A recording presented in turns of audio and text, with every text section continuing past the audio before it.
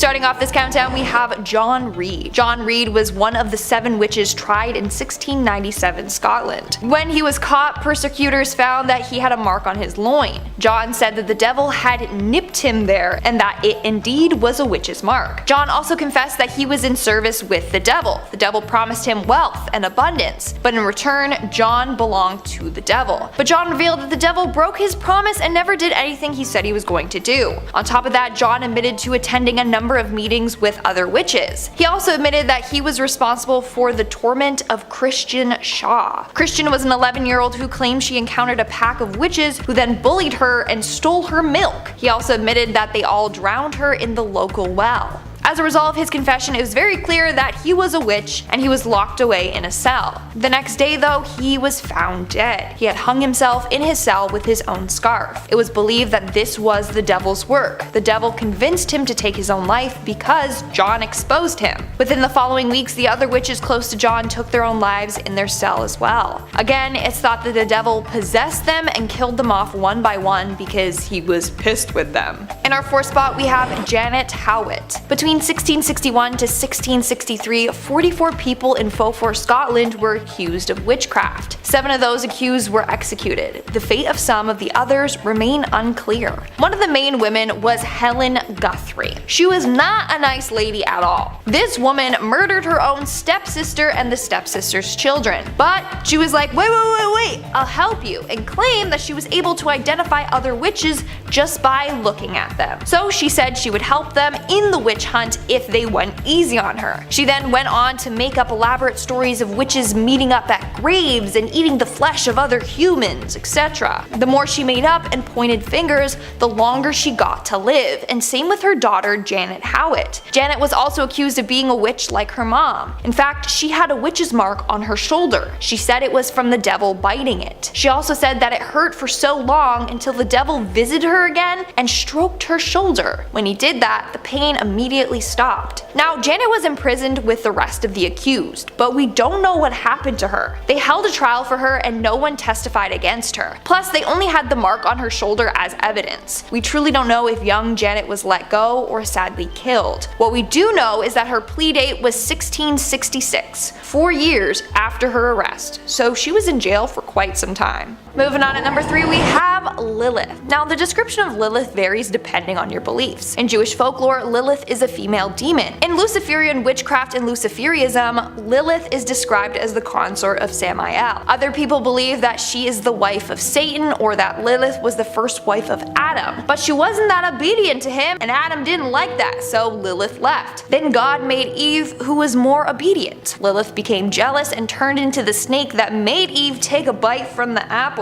The two were banished from the Garden of Eden, and Lilith turned into a demon. Her main goal: to get revenge on all men. Then you have the people that believe Lilith is a child-killing witch. She wasn't able to conceive, so she was jealous of pregnant women and would go around killing them or stealing their babies. In this case, we are looking at the version in which Lilith is a witch, obviously. In this case, Lilith is working alongside Satan to do his dark bidding for him. Their deal is that if she's with him, then she will work for him. But she's not always obedient. In fact, she has gotten frisky with other men. In the TV series Supernatural, Lilith is depicted as a white-eyed, powerful demon. She is said to be the first human that made a deal with Satan and promised to serve him. As a result, she became the first demon. In the chilling adventures of Sabrina, we end up finding out that one of the characters, Miss Wardwell, is actually Lilith. She is referred to as Satan's concubine and the mother of demons, and of course, she's a witch. In fact, she is said to be the first witch in existence. She made a deal with Satan, or the Dark Lord. According to her story, she was wandering the wasteland aimlessly when she encountered Lucifer, the fallen angel. She made a deal to heal the wounds caused by the loss of his wings, if he in return helped her. She then pledged allegiance to him and became his handmaiden. In the end, Lilith wants to become his queen, which is why she goes to the extreme lengths to do whatever he tells her to do. Moving on to number 2, we have Sarah Good. Now, if you have seen the Fear Street trilogy on Netflix, then chances are you might be a little familiar with this story. The movie was loosely based off of the real witch Sarah Good, but in the movie they changed her name to Sarah Fear. So Sarah was one of the first 3 women that were accused of witchcraft. It was her, Sarah Osborne, and Tituba. These two other ladies were said to be real witches, and when they were accused, they brought forth Sarah Good's name, saying that she was a witch too. Little tattletalers. The townspeople were quick to believe this because Sarah never attended church. She lacked self-discipline and self-control, and she was 38, but apparently she looked like she was 70. That, combined with the other ladies' testimonies, had everyone against her. In fact, apparently when she was brought in front of the court, a number of witnesses began to twitch and rock back and forth and moan. So they were all like, damn, she's definitely a witch. Look at what she's doing to the people that accused her of being one. Not only that, but her own husband and daughter even admitted to Sarah being a witch as well. And then things kept getting worse and worse for her. At one point in her trial, one of the accusers started acting out and claimed that Sarah attacked her with a knife. In the end, of course, she was found guilty of witchcraft and was sentenced to death. But just before her death, she made a deal with the devil to curse a priest. She said, and I quote, "I am no more a witch than you are a wizard, and if you take my life, God will give you blood to drink." Now when she died, apparently the priest and his land both became cursed, just like Sarah claimed it would. To this day, it's said that Sarah continues to haunt the town, searching for those that have wronged her. And in our number one spot today, we have the Bowness Witches. In 1679 in Bowness, Scotland, a number of women were accused of being witches. These women were Annabelle Thompson, Margaret Pringle, Margaret Hamilton, Bessie Yicker, and another woman named Margaret Hamilton. Now during this time, the hype and fear of witches was dying down. So people were shocked that out of nowhere 5 women were being accused. But rumor has it these women had renounced their baptisms and had been in contact with the devil on a number of occasions. They apparently had eaten, drank, danced, and had intercourse with the devil. Annabelle Thompson even admitted that she had made a deal with the devil for a better life. She had been widowed twice, and so she turned to the devil for help, and in return she would be loyal to him. She then invited the other women to come over and do all these things with the devil with her. The women then apparently formed a demonic pact with each other and Satan. One of the Margaret Hamiltons also admitted that she had met the devil. She claimed that the devil came to her in the form of a black dog. And she said that she was his servant for 3 decades already. And another was accused of using her witch magic to help get wealth. As a result, all the witches were found guilty and were strangled at the stake before being burned to ashes. Number 5. Julie Brown. Our first witch today on the list of which witch is which is Julie Brown, legendary voodoo priestess of the swamps. New Orleans is filled to bursting with 2 things: the most wondrous advancements in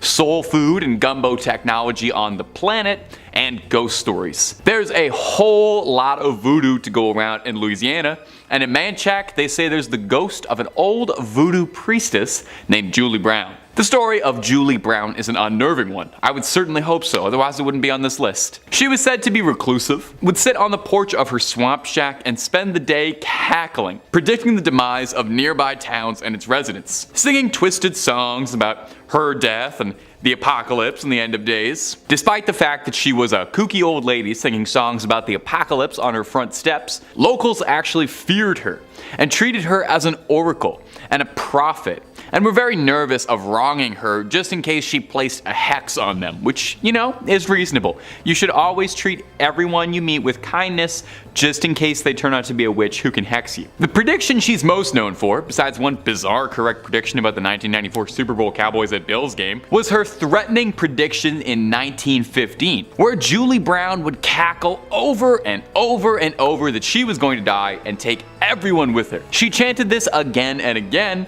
until her death. On her funeral, a hurricane hit the town, decimating 3 villages and taking countless lives. Julie is said to be buried in the swamp, and locals believe it was her spirit that caused the hurricane. And if you happen to be passing through Manchac, just pay your respects to Miss Julie Brown. Like I said, you never know what kind of secrets somebody has. And if you're looking for more stories about witches, or really any kind of urban legend, Top 5 Scary has all of that and then some. I'm not kidding. If you can think it up, there's pretty good odds we've done 2 to 3 videos on it. We got something scary for everything under the sun and above it. So hit subscribe. Please make sure you hit that little bell so you don't miss a single scream, but do that after this video because I got 4 more witch stories coming up for you right now. And wouldn't you know it, the next one's about a bell. Number 4, the Bell Witch. In the 1800s, a farmer going by the name of John Bell moved his family to picturesque Adams, Tennessee, onto a beautiful 300-acre farm, little slice of American pie. Belle quickly became a figurehead of the community, respected by many, and became a local leader at the town church. For the Belle family, things were the brightest they've ever been. They were living the dream and ringing in good fortune. I was trying to make a Belle pun work there. There's probably a better one. Things wouldn't be good for long, and they'd find themselves in a nightmare shortly. By 1817, strange, inexplicable things started to occur all around the farmstead. John Bell found a strange animal on the farmstead, a mutant hybrid that resembled a grotesque mix between a dog and a rabbit. I know that sounds like it would be cute, but I think if you get the wrong parts of both, that's just going to turn out to be a very, very ugly animal. I think dog, rabbit ears, pretty cute. Maybe like dog, rabbit face, dog, rabbit body. I don't know. Mess. Anyway, it was a disgusting thing. The younger members of the Bell family would wake up covered in red scratches all over their bodies at all hours of the day. The family would hear faint whispering and singing that sounded like an old woman singing hymns. Most tragic is the Bells found a mysterious vial of liquid inside their home that no one could explain or understand. Nervous about what it was, the Bells offered the mystery liquid to their cat, which passed almost immediately.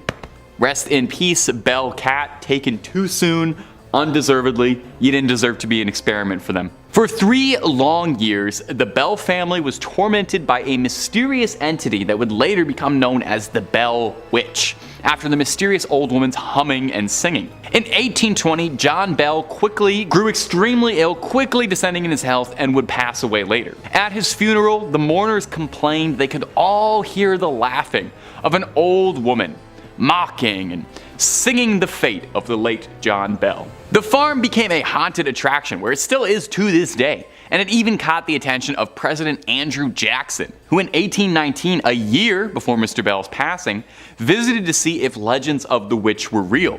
Allegedly. As soon as his carriage arrived at the property, the horses refused to budge anymore. The animals can always tell. In our third spot, we have the Witches of Huntington. The Witches of Huntington were several individuals in the UK who were found guilty of witchcraft. First, we have Elizabeth Weed. Apparently one night, 3 spirits came to her and told her to renounce God and make a blood pact with the devil. So she listened, and that's what she did. John Winnick also did the same, but only agreed to if the spirits would help him out financially. Others, including John Clark Jr., were also visited by these spirits and decided to also renounce God and make a deal with the devil. Out of the 9 people accused, 5 were found guilty and hanged. Well, John Clark knew that they were going to search everyone's body for their witch's mark, which they all had. So what did he do? He cut off his 3 days before he was searched. Literally gouged it out of his skin so that the mark was gone. But I'm kind of confused, because wouldn't that create another mark? I don't know, but I think he was let off the hook while he watched his friends be killed. He literally said, and I quote, "It was foolish to let the authorities find their marks. I cut off mine 3 days before I was searched." He then denied ever making a pact with the devil or being a witch, even though he was. Moving on to number 2, we have George Jacobs Sr. George Jacobs Sr. was an English colonist who was accused of witchcraft in 1692 during the Salem witch trials. George was quite the man around town. He had several run-ins with the law. He was known for having a violent temper, and in 1677 hit a man named John Tompkins Jr. 2 witnesses said, and I quote, "One blow, and if the latter had not held him by the arms, he would have struck him some more, he being in such a passion." Now, he was fined for this. Then in 1674 he was sued by his neighbor after he chased some of his horses into the river where they drowned. He argued that the horses were trespassing on his property, whereas others thought he just liked wreaking havoc on town. Fast forward several years later, George Jacobs Sr. and his son, George Jacobs Jr., and his daughter-in-law and granddaughter were all accused of witchcraft. Everyone got off except for Jacobs Sr., and that's because he had a witch's mark. His body was searched and they found what was described as 3 teats on Jacobs. It was thought that if a person had an extra nipple, that this was a sign that they were a witch. Why? Well, it was believed that the extra nipple or teat was from when the devil or some demons sucked the witch's blood as a form of nourishment. It was said that Jacob Sr. had 3 of them. 1 in his mouth, 1 on his right shoulder blade, and 1 on his hip. Now, they weren't actually nipples though, it was just a 1/4 inch long fleshy thing protruding from his skin with a sharp point. They proceeded to stick pins in each of them to see what would happen. This was called the witch pricker. Apparently, if you are pricked and you don't have a reaction to getting pricked and you don't bleed, then you are a witch. Well, when they pricked each teat, Jacobs never reacted to it and he didn't even bleed. So he was found guilty on August 5th, 1692 and was sentenced to be hanged along with the other witches. And in our number 1 spot we have Elspeth Roch. Elspeth Roch was an alleged witch in Scotland during the early 1600s. When she was 12 years old, she claimed that she was approached by 2 men. One was dressed in all black, the other in green tartan. The man in green told her that if she followed his instructions, that she would be able to obtain magical powers. He told her to boil an egg and use the condensation from cooking the egg and take it and rub it on her eyes with unwashed hands. Sounds like an eye infection to me. He said that this would give her the powers to see and know everything that she wanted. So she followed his instructions and bam, it actually worked. So now I kind of want to go home and try it. I don't know, maybe it will work. And she actually developed clairvoyant skills. When Elspeth was older, she was visited again by the men. This time it was only the man in black. He showed up in her room one night. He told her that he was neither dead nor alive, but trapped between heaven and earth. He also told her that to maintain her magic skills, she needed to act dumb. That way, no one would suspect a thing. They'd be like, she's not a witch, no, she's way too dumb to be one. Well, eventually she was caught. In fact, she got in way more trouble because of her acting dumb. They were all like, she's fully a witch, she tried to trick us, let's kill her. At her trial in March of 1616, she confessed to using her clairvoyant powers to spy on people, and she would also use magical spells to cure illnesses. Furthermore, when they inspected her body, they found a witch's mark. She had what appeared to be a scar in the shape of bite marks on her shoulder. Later she confessed that she was bit by the devil and that was the mark that he left. She was charged with witchcraft and deceiving locals by pretending she was mute. In the end, she was executed by strangulation before having her body burned. Starting off this countdown we have Julia Brown. Julia Brown was a well-known voodoo practitioner and witch in her small town in Louisiana. People knew her for her charms and her curses, as well as the creepy songs that she would sing on her porch with her guitar. In her community, people would come to her and she would perform a number of different rituals for them. That was until people started to take advantage of her, so she started to get back at them. When they came to her, she would scare them by telling them predictions like they're gonna die soon or bad things were coming for them. Then the locals were like, "Hey, what's going on with her?" Close to her death, Julia started to act strange. She would constantly sing songs about her death and how she would get revenge on the town. One song that she would sing goes as so: "When I die, I take the whole town with me. When I die, I take the whole town." Not a very cheery and upbeat song if you ask me. In fact, no one knew what she was talking about until the day that she passed away. On September 29th, 1952, Julia passed away. On that day, the town came together for her funeral. Well, as they were lowering her casket into the ground, rain came down hard. This rain later turned into a disastrous hurricane that wipes out the entire town. So it's believed that before she left, she put a curse on the town, which is what she meant by "when I die, I'm taking the whole town with me." Over the years, a number of people have attempted to rebuild the town, but every time they do, it ends up getting destroyed again. Maybe her curse is real then. In our 4th spot today we have Gerald Gardner. Gerald Gardner is often called the father of modern witchcraft, and that's due to the fact that he founded Wicca. Although technically he learned it from a group of people and then went on to just write about it, so they gave him credit for it. But anyways, basically back in 1939 he said that one night he encountered a group of women who claimed to be witches.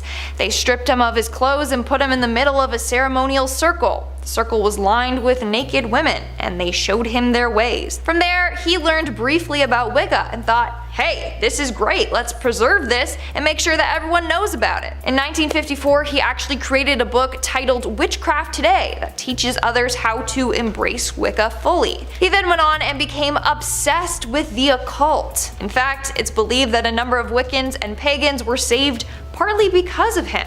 They could come out and be like, yeah, I'm a witch, without fear of being hanged or burned alive. To this day, he's one of the most relevant witches in history, but also one of the more controversial ones. Number 3.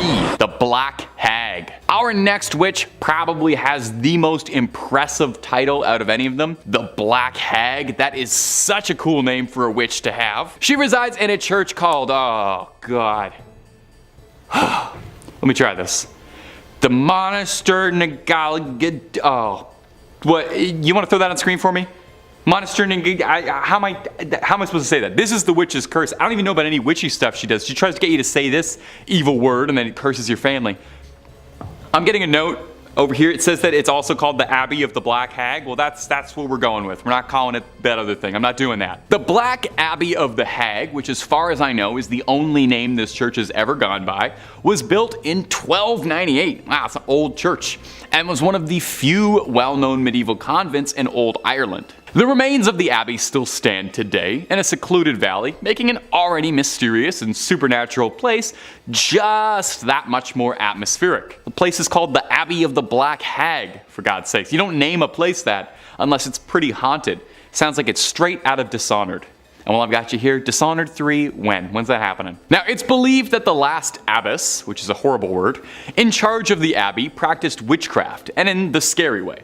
She brought death, misfortune to the surrounding areas. Pope Martin V condemned the abbey. He was not down for witches at all. Catholic Church don't play with witches. The accused witch left to live out in the damp, deserted abbey by herself, which she probably loved because that sounds scary. Over time, her skin blackened, her hair furrowed, and her soul twisted, leading to the place being named the Abbey of the Black Hag. And if you can believe this, there's actually more to this story. The Count and Countess of Desmond once called the abbey home when attempting to flee their attackers, where the Countess was fatally struck by an arrow and buried by her husband, but it would not be the end of the Countess. Sightings of a ghostly figure around the ruins of the abbey were common, eventually leading to someone digging up worn out finger bones. And it's said now that a woman's panicked shrieking can be heard in the early hours around the abbey. Number 2, the Blair Witch. Perhaps one of the most pervasive witches in pop culture after the Wicked Witch of the West, the Scourge of Maryland, the Blair Witch. Perhaps you saw the very successful 1999 documentary regarding her legend, or maybe you saw one of the 2 middling sequels. According to legends, she haunts the Black Hills Forest near the town of Burkittsville, Maryland. The local folklore states that in the 18th century, a woman named Elith Roch was accused of practicing witchcraft. She was chased and exiled out of the township of Blair and condemned to live in the woods, hence the Blair Witch. It's believed that she died out in the surrounding forests in the harsh winter of 1785, but it's also said that she placed a curse on the town moments before her death, vowing to seek revenge on the townspeople and their descendants for generations. And not to split hairs here, but that does actually kind of sound like she was a witch. I'm not saying it was justified in exiling a woman out of her town, just that placing a hex on a town definitely sounds like witchcraft, and I can understand where they were coming from. I'm just trying to understand the scenario, okay? I'm divorced from it. I'm not part of it. I'm just trying to understand it. From here, the legends of Kedward grew into the larger-than-life figure, the Blair Witch. Various disturbing events were attributed to the Blair Witch. Mysterious disappearances, people being lured away into the woods, supernatural phenomena, camera crews disappearing in forests, reports of finding strange hex bags in the surrounding woods filled with strange runes and symbols and remnants of people, hair, teeth, for her to perform wicked rituals. Now, it goes without saying, unless you firmly believed the marketing campaign of the 1999 film, the Blair Witch Project is obviously a movie. While they say it's based on the real story of Elith Roch, there is no record of a Blair Township ever having existed. Almost certainly, the Blair Witch's story is inspired in large swaths by the Bell Witch, who we talked about earlier. Although in a kind of unique case, back in the day when the Blair Witch did come out, its marketing was so effective, and in this sort of like pre-early internet area, there were several people who did think it was real. It was a cast of completely unknown actors by a team no one had ever heard of. And on some level, I don't know, maybe to get esoteric with it, what makes an urban legend real? Just us believing in it, right? Do you believe the other 4 stories I've told you more? They're no less fictional. My only source was the internet for all of those. So, I'm just saying, open mind. Number 1. La Brauha de Cashish. And our final witch for today is going to be La Brauha de Cashish, a well-known urban legend from Peru, specifically from the coastal town of Cashish near the city of Ica. The legend revolves around a reputed witch who lived during the colonial era. According to legend, La Brauha de Cashish was an enigmatic woman with exceptional powers and knowledge of witchcraft. She was believed to possess both healing abilities and the abilities to cast curses. She multi-specced. It was said that she used various herbs, potions, and rituals to perform her magic. Now, one of the most interesting aspects of this legend is this belief that La Brauha de Cashish had a physical deformity, specifically a hunchback. And if there's one thing we love in an urban legend, it's a bit of a physical deformity. It makes it that much more believable and scary. Because someone conventionally unattractive is way scarier than not. Don't blame me, blame our Western views on beauty. I didn't write them, I just perpetuate them. Over time, the legend of La Brauha de Cashish became intertwined with the history and culture of the town of Cashish. Local residents and visitors began associating certain landmarks and natural phenomena with their presence. For example, there's a famous gnarled and twisted tree called the Witch's Tree that is said to have been her gathering place. Today, Cashish has embraced the legend of La Brauha de Cashish as part of its heritage. The town has a statue of the witch, and there are various festivals and events dedicated to her, and I guarantee you no party goes even half as hard as a party celebrating a local witch. Oh my god, imagine the cauldron stew. The legend has also become a popular tourist attraction, drawing visitors who are interested in the occult, folklore, and statues. Kicking us off in 5th place, we have Tituba, one of the first women to be accused of witchcraft during the Salem witch trials of 1692 to 93. It is believed that she was taken from her tribe and forced into slavery in Barbados, where she learned her skills in witchcraft from mistresses and other slaves. When the head of her plantation passed, she was inherited by Minister Samuel Parris and was then brought to Salem, Massachusetts. Tituba was accused of practicing witchcraft by a young woman, Abigail Williams, and Elizabeth Parris, who also happened to be the daughter of her owner. The girls had been showing signs of being bewitched, and it was believed that Tituba told the girls tales of voodoo and witchcraft prior to said accusations. A neighbor of the Parris family, Mary Sibley, recommended a witch's cake be baked to reveal the names of the witches, and instructed Tituba to bake a rye cake with the victim's urine and feed the cake to a dog. Dogs were believed to support witches and their supernatural powers by following the witch's requests. When the symptoms shown by the young woman did not pass, this was shown as evidence that Tituba possessed the powers of witchcraft. She was allowed to speak in court, becoming the first person to confess to practicing witchcraft in Salem in March of 1962. She also confessed to speaking with the devil, stating that he ordered her to worship him and hurt the children of the village, along with discussing tales of black dogs, hogs, a yellow bird, red and black rats, cats, a fox, and a wolf that she had cursed. She was sent to jail in Boston to await trial and punishment on March 7, eventually stuck in jail until being sold to an unknown person for the price of her jail fees that Samuel had refused to pay. Coming in 4th, Mallow Dyer, one of the witches that inspired the Blair Witch Project. Residing in Leonardtown, Maryland, her origins are clouded in mystery, the most popular theory being that she was a noblewoman escaping an unsavory past. Taking up an isolated residence outside of town limits, she developed a reputation as a skilled herbalist. Those skills, combined with her unknown past and secluded lifestyle, planted the suspicion of witchcraft in villagers' heads. In the winter of 1697, the weather was so harsh that many crops failed, and a deadly plague swept through the town. It is believed that these were revenge from Mallow, after the townspeople had been blaming her for every misfortune and hardship they faced. A meeting was held amongst town vigilantes, and they decided to form a mob to run her out of town. They set fire to her cottage in the dark of night, and Mallow ran until her legs gave out, kneeling by a large rock. She raised her hand to the sky, calling down a further curse to the townspeople, and eventually froze to that same rock, leaving her handprint as a notice of her final act. The boulder has since been preserved as a landmark, and even though the handprint is no longer clearly visible, visitors have reported feeling profoundly uncomfortable or experiencing terrible aches and pains around it, and cameras have been known to malfunction in its presence. On the coldest nights of the year, people have reported seeing a woman with long white hair and wearing a white dress walking through the fields and woods near the town. In our 3rd spot today, we have Mother Shipton. Mother Shipton, otherwise known as Ursula Sonthiel, was born in 1488 England. Legend has it that she was born during a massive thunderstorm and her mother gave birth to her in a cave.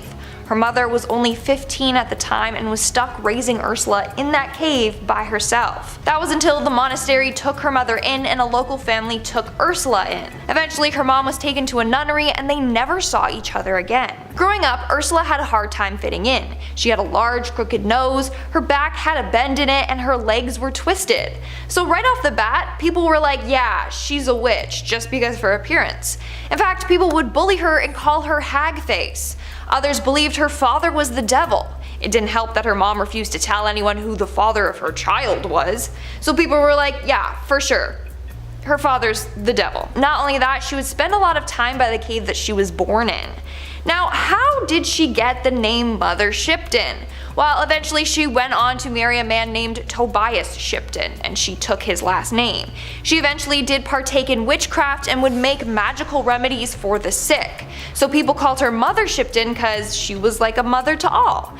At one point in her life, she became psychic and could see into the future. Soon after, she was called the Narrenborough Witch. She made a living off of predicting and sharing the future with others. Moving on to number 2, we have Isabelle Godie. Isabelle Godie was a Scottish woman from Aldern, a village near the Scottish Highlands. She is well known in history because in 1662 she confessed to witchcraft and may have been executed. We actually don't know because there's no official record of it, so it's a mystery. Basically, during that time, if you were thought to be a witch, they would torture you until you admitted to being one, even if you weren't actually one. Well, Isabelle's case sparked a lot of interest because she admitted to being a witch willingly without torture or anything. And she went into great detail on everything that she was doing.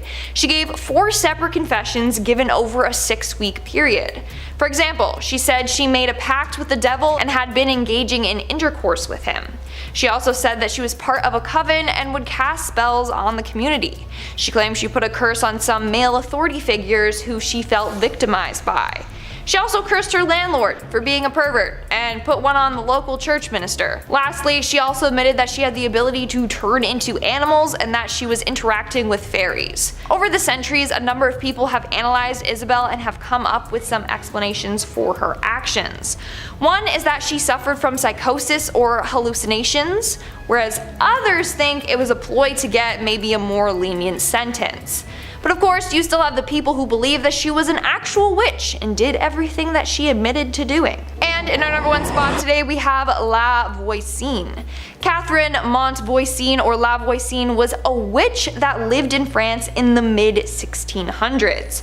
Her witchcraft mainly comprised of mixing and creating potions, poisons, and medicines. She also would tell people their fortunes and would hold black masses where people could come and make contact with the devil through her. It started off with her just providing palm readings and advice for people, but then she realized that her clients were mainly women who were coming to her with spousal problems. A number of them wanted their husband dead, so she started creating the potions to help them kill their husbands and gain fortune. Then things started to get darker and darker. She began practicing dark magic and witchcraft. This involved her leading a number of satanic rituals in the catacombs under her home. One time she even spilled the blood of an innocent victim as a sacrifice for the devil. Eventually, Catherine was arrested for practicing witchcraft and for being involved in a number of murders. She was publicly burned at the stake in 1680. Number 5 on this list is what I'm going to be nicknaming the Scottish Witch from the Woods. I stumbled across a Scottish story about a witch where they were unable to discover her name. Hundreds of years ago, when Scotland was still being first developed, there was a village in the north of the country. This village was positioned directly next to a forest that they wanted to chop down and expand into. When they began their process of chopping down the forest, a witch, or the Witch of the Woods, came out and warned them that if they continued, she would curse their entire community. The women would become infertile, the crops would never grow, and people would go missing. Fearing for their safety, the group came to an agreement with this witch, where they were allowed to chop down a small section of the forest in exchange for leaving 1 sack every harvest of grain or produce by the edge of the forest. This agreement held true for quite a while until the community started to get less fearful and more greedy. They decided to go against this witch and chop down the rest of the forest without fear of consequence. When the witch came out of the forest again to address their betrayal,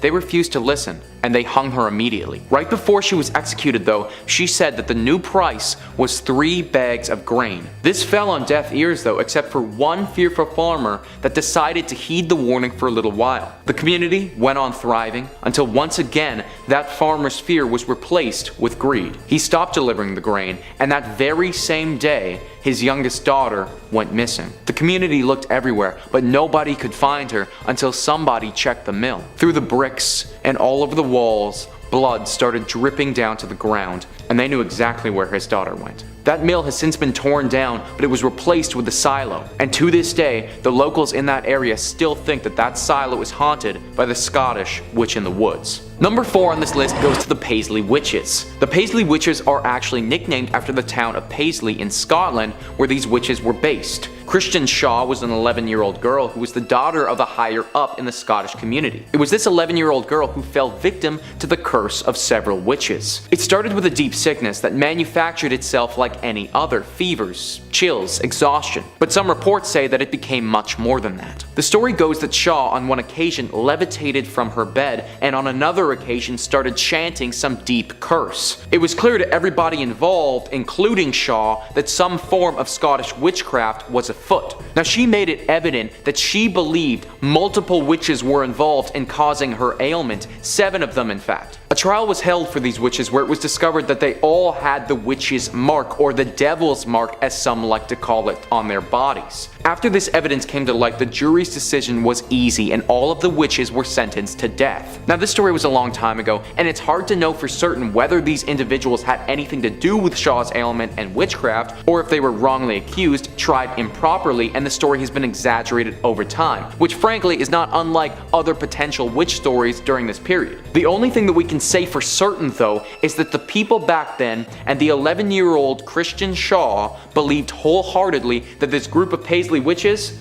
was just that: witches. Third place raised Sherwood, the last convicted witch of Virginia. Also known as the Witch of Pungo, she was born in 1660 to carpenter John White and his wife Susan, and married her husband, Farmer James Sherwood, in 1680, whom she birthed 3 sons with. Grace was a renowned healer, growing her own herbs on their land, also acting as a midwife. While no official paintings or drawings of her exist, she is described as very attractive and tall, with a sense of humor. She was known to wear trousers instead of dresses while doing yard work, something almost unheard of at the time. The first accusation of wrongdoing against her came in 1697, when Richard Capps accused her of using a spell to end the life of his bull, of which the court could not make a decision. Grace and her husband filed a countersuit, which was settled out of court. In 1698, Grace was then accused by neighbor John Gisburn of enchanting his pigs and cotton crop. No court action was taken this time, and another countersuit by the Sherwoods went nowhere. In that same year, Elizabeth Barnes alleged that Grace had taken the form of a black cat, entered the Barnes' home, jumped over her bed, whipped her, and left through the keyhole. The allegations went nowhere. Same for the countersuit, leaving the Sherwood couple to pay court fees for the 3rd time. After her husband's death in 1701, Grace managed to dodge further allegations until 1705, when she got into a fight with neighbor Elizabeth Hill. She sued Elizabeth and her husband for battery and was awarded damages of 20 shillings, so roughly the equivalent to 170 Canadian dollars today. In March, the Princess and County Justices assembled 2 juries, both made up of women, with the first being ordered to search Elizabeth's home for wax or baked items that might indicate she was a witch. Led by Elizabeth Hill herself, Grace was examined by the second jury of 12 ancient and knowing women, appointed to look for markings on her body that might be brands of the devil. And they discovered 2 marks not like theirs or like those of any other woman known to them. On July 5th, the justices ordered a trial by ducking to take place. If Grace were to sink, she would be deemed innocent. If she were to float and survive, she would be declared as guilty and imprisoned. Around 10 a.m. on July 10th, she was taken down a dirt lane now known as Witch Duck Road to a plantation near the mouth of the Lynnhaven River. The event attracted people from all over the colony, who began to shout, "Duck the witch!" It is believed that her right thumb was bound to her left big toe and her left thumb to her right big toe, and then she was flung into the water, where she quickly floated to the surface. The sheriff then tied a 13-pound Bible around her neck, causing her to sink, but she untied herself and returned to the surface, cementing her status as a witch. She was then imprisoned for 8 years and lived quietly until her death in 1740. According to legend, her sons placed her body near the fireplace, and a wind came down the chimney, with her corpse disappearing amongst the embers. The only clue left behind was a cloven hoofprint. Stories about the devil taking her body, unnatural storms, and loitering black cats quickly arose after her death, and local men ended the life of every feline they could find. This widespread elimination of cats is believed to have caused the infestation of rats and mice in 1743. In our second place position, we're traveling over to 1662 Scotland, where Isabel Godie, housewife to John Gilbert, residents of the Aldern region, and that's about all we know of her personal life. It is believed that she was tortured before her confession.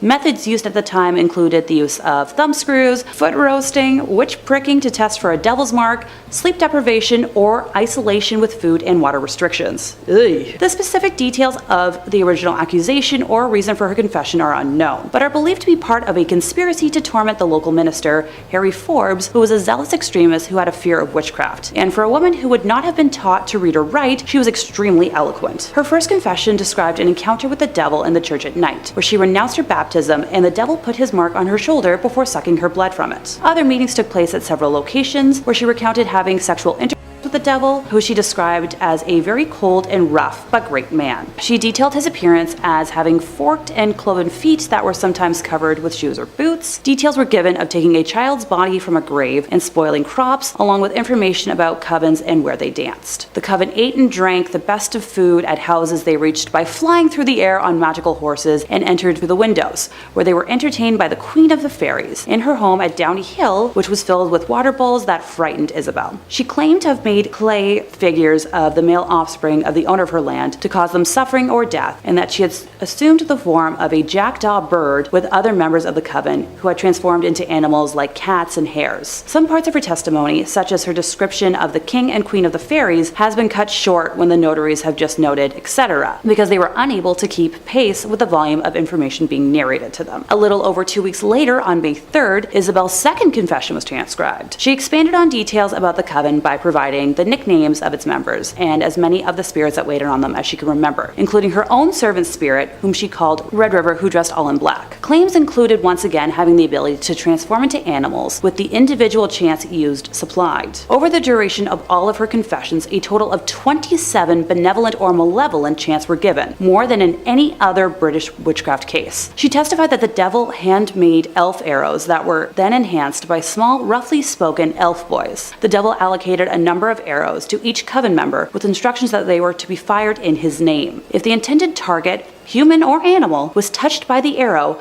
she claimed that they would pass, even if wearing protective armor. Spells used to inflict illness and torment on local minister Harry Forbes were also described. On May 15th, Isabel was brought before her interrogators for a third time. Same as her first two confessions, the transcript begins by detailing her pact with the devil. Taking the information she provided previously about the elf arrows a step further, she revealed the names of those whose lives she had ended, along with supplying names of other coven members with details of who they had unalived. She described an instance where the devil had sent her to run an errand disguised as a hare, and how, while in that form, she was chased by a pack of dogs until she was able to utter the chant to transform herself back into a human. She mentioned that while dogs could not kill her in that disguise, any marks sustained would still show after returning to human form. Descriptions of dining with the devil, along with salacious details concerning sexual relations with said devil, and broad characteristics of his were chronicled. The fourth and final confession on May 27th was mainly to confirm the three previous testimonies and an attempt to elicit more information about the members of the coven. After the 6 weeks that it took to record her testimonies, the panel of interrogators believed they had enough proof to request a trial from the Privy Council, which was granted. While there is no official record of the exact trial outcome, it is believed that Isabel would have been found guilty and, following the verdict, would have been transported by cart to Gallow Hill, where she would have been subject to a public strangulation and burning. The posthumous burning to ensure that she couldn't haunt the community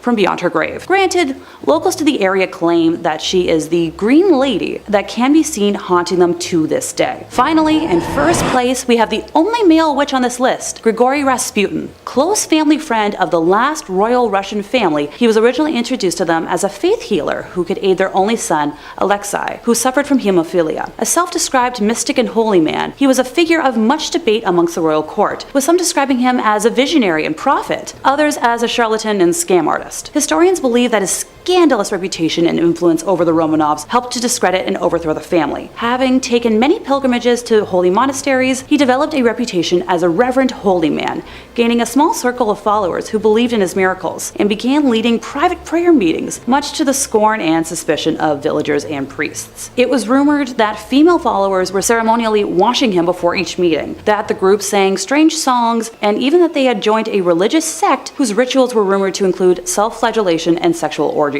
Word of Rasputin's activity and charisma began to spread in Siberia during the early 1900s, where he developed many friendships with high-ranking religious leaders, eventually leading to his introduction to the royal family. It's not certain when Rasputin first acted as Alexei's healer, with the earliest record on date being when he was summoned by Alexandra to pray for Alexei when he had an internal hemorrhage in the spring of 1907, with the young royal healing by the next morning. Due to his closeness with the family, Rasputin was allowed intimate access in situations that governesses to the children described as inappropriate. One governess in particular was released from her position simply for voicing her concerns about Rasputin being allowed around the children while they were clad in nothing but their nightgown. Another of the nursery governesses claimed in the spring of 1910 that she was seduced into sexual acts against her will by Rasputin, having originally been a devotee of him but was later disillusioned. The empress refused to believe her and said that everything Rasputin does is holy, later dismissing the governess. It was whispered in society that Rasputin had seduced not only the Tsarina but also the 4 young grand duchesses. Rasputin had released passionate letters written to him by the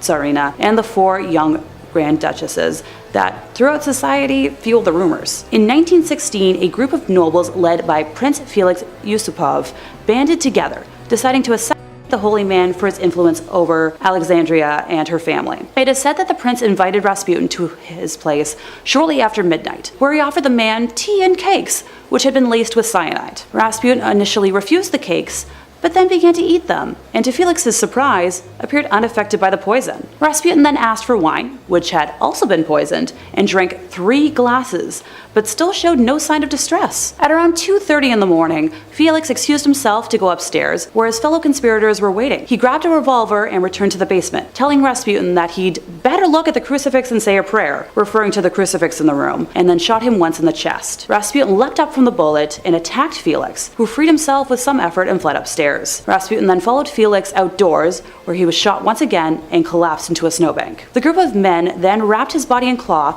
drove it to the Petrovsky Bridge, and dropped it into the Malaya Nevka River. Starting off this countdown, we have the North Berwick Witches. North Berwick is a small town in Scotland where some of the most brutal and horrific witch trials took place. It all started during the reign of King James VI. While on his way to get his new bride in 1589, he encountered a series of disastrous storms. In fact, the storms were so bad that he was forced to head back home. He immediately thought that the storms were the work of witches. It didn't help that back then a rumor had started that a witch had sailed out on the River Forth to conjure up some storms. So from then on, King James was dead set on finding these witches. In fact, 70 to 200 women were accused of being witches. Most of them were tortured and then executed. Now, apparently during these trials, he did come across a number of women that admitted to being witches. They claimed that they had all made deals with the devil and were now under his command. They also claimed that they would use one of the churches there to hold their covens. They even said that this was the place where they had summoned the devil himself. In fact, this church was located right on the seafront, so James was like, aha! The perfect place to conjure up storms, all of you are guilty. As a result, these witches were strangled and then burnt at the stake. In our 4th spot today, we have Sabrina Spellman. Although she's a fictional character, Sabrina still deserves a spot on today's list. Without too many spoilers, the show The Chilling Adventures of Sabrina is about Sabrina, a teenage witch who on her 16th birthday has to sign her name in the Book of the Beast. Upon doing so, she makes a deal with Satan. She basically gives herself to him in exchange for magical powers. At first, Sabrina refused to do so because she didn't want to give up her mortal life, but later on she was forced into doing it in order to stop a number of evil forces that were murdering many of the townsfolk. Once she signed the book, she is forced to do Satan's bidding. She has to basically bow down to him and do whatever he instructs her to do. In return, Sabrina's magic became even stronger. In fact, she became the 4th witch in all of history to summon demonic blue hellfire, which was then used in order to fight off the Greendale 13. And for her to do that as a relatively new witch which is very impressive. Later on in the show, we also realize that Miss Wardwell is evil and is using Sabrina so she can become the Queen of Hell. Sabrina's destiny took a dark shift as soon as she made a deal with the Dark Lord. Although all the witches in the series have signed this book, the Dark Lord specifically needed Sabrina to sign it. Her destiny is far more different than the other witches in the show. Have you guys watched the show? Let me know in the comments below. Honestly, I did, but after season 2,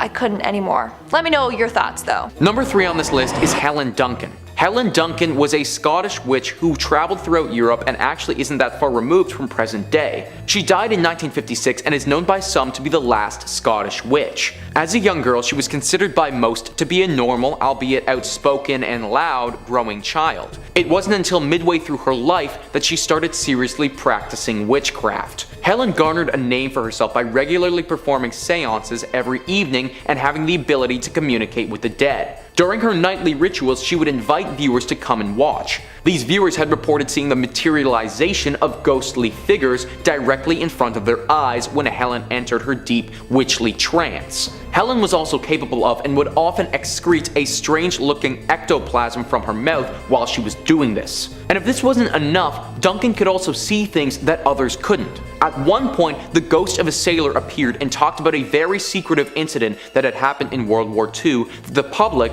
or Helen Duncan, couldn't have possibly known about. After hearing this information, the authorities realized that they couldn't have Duncan revealing any important state secrets about the war and arrested her for witchcraft immediately. It was revealed during her trial that some of her witchy ways were not what people were led to believe though. Like her ectoplasm was simply the regurgitation of a cheesecloth made to look like some type of ghostly substance. Even though some of her abilities were proven to be fraudulent, it still doesn't explain how she was able to accurately predict or say the things that she couldn't have possibly known. Helen Duncan didn't use any of her abilities to harm anyone, but the capability to potentially talk to the dead, it's still very chilling. Number 2 on this list is Thomas Weir and his sister Griselle. What makes Thomas and his sister so scary is that nobody expected them to be involved in witchcraft at all. Up until the end of his life, Thomas was known by most to be a nice man of the community held in high esteem. However, nearing the end of his life, Thomas came clean about who he really was, telling the entire community during a religious service